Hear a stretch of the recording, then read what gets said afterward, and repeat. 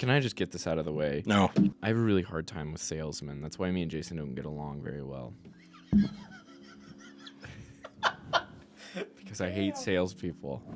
And so Everybody hates salespeople. this cringes me out. Even Jason hates salespeople. So this makes me cringe hard. Dating and selling are the same thing. Let me share something that happened to me a few weeks ago, which completely changed how I think about sales. Whoever this is, I would not get along with them. Yeah, I want to punch this guy in the face. I was having dinner with my friend Max, Danish. I like how he puts their nationality in there too. I was having dinner with my friend Max, Danish, by the way. I mean, that's definitely different than if they were Irish. Let's be real here. Yeah. And he told is me critical. he'd been on Chinese Tinder. I think the guy that wrote this was Chinese. I don't know, actually. They're in China, obviously. He was on Chinese Tinder for weeks without a single match. So I said, let me see your profile. I looked it over. Decent photo. He's handsome and tall.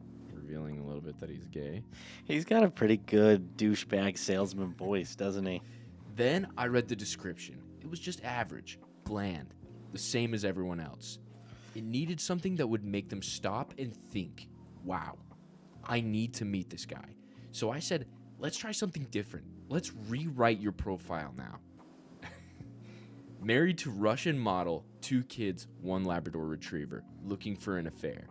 Max looked at me like I was crazy. Dude, are you trying to scare them off even more? Trust me, I said. Here comes the twist. Right underneath, I added, just kidding. I'm single, no kids, but the dog part is true. His name is Randall. Want to meet him? The result? In less than 24 hours, Max went from 0 to 8 matches. Why do I think it worked so well?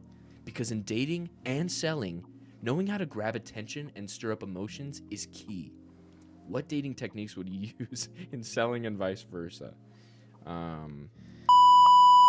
Okay. That did go in a different direction than where it was going, so I liked the plot twist there. That was Not a plot twist. That was the worst. Let me just preface this I by didn't saying hate the plot twist. it's inherently gross to most people to think about how dating and sales are similar in any way, because the reality is hopefully people are mostly dating to get to know someone and find a lifelong partner, right? In 2026, and Jason. so you don't want to necessarily think of it in terms of, I'm selling, I'm manipulating, I'm putting on a show to try and get more attention and get someone to be interested in me. That is inherently gross to think about. Brother, we are unk. Yeah, you guys are unk. You guys clearly don't understand. But The the nuance. truth is, not just dating, but every other aspect of anything in your life is some degree of sales.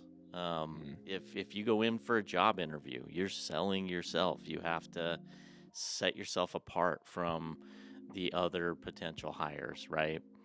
And it applies to a lot of aspects of life, unfortunately. So. Yeah. So what dating techniques would you use in sales? Well, What are some dating techniques you like to use that translate over to sales? so I mean, you have to when you're dating, you're selling what? If you're just looking to go on a date, you're just selling yourself. Hey, Yeah. I'm an interesting person. Yes. I'm worth getting to know. I'm worth spending some time with, right? I don't want to turn this into a dating podcast, but there's something really Can we, gross though? about that. About that's that what I'm saying. mentality. Yeah, that's something that I like, because it's true. Like, you are doing that, but I wish there was a world in which you could just be like yourself. Yeah. So what Well- typically happens in sales? You sell somebody as the salesman who continues that relationship. It's typically not the salesman. You have like an account success manager who I feel like takes over that role. Yeah. That's not the way dating works. You don't land it. For the and people then, that use AI, it is. So dating is like sales, and marriage is like customer service. Gotcha. the thing is that you have to marry those two roles together. You don't like put a ring on it and then hand them over to your account success team. You got to see that through. That's a one-man operation right there. You are the owner operator at that point.